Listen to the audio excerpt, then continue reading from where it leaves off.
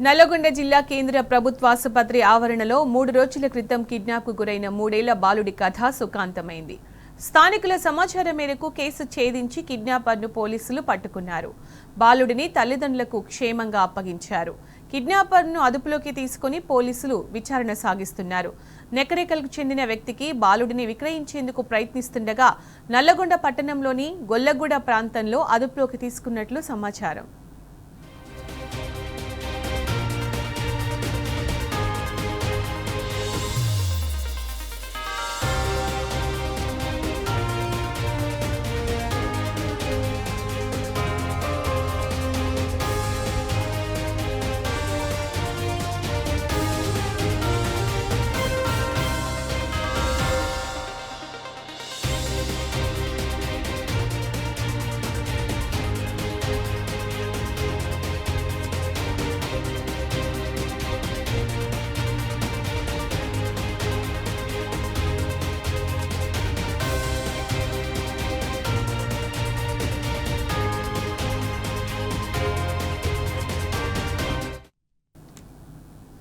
నల్లగొండ జిల్లా కేంద్ర ప్రభుత్వ ఆసుపత్రి ఆవరణలో 3 రోజుల క్రితం కిడ్నాప్కు గురైన 3 ఏళ్ల బాలుడి కథ సుఖాంతమైంది.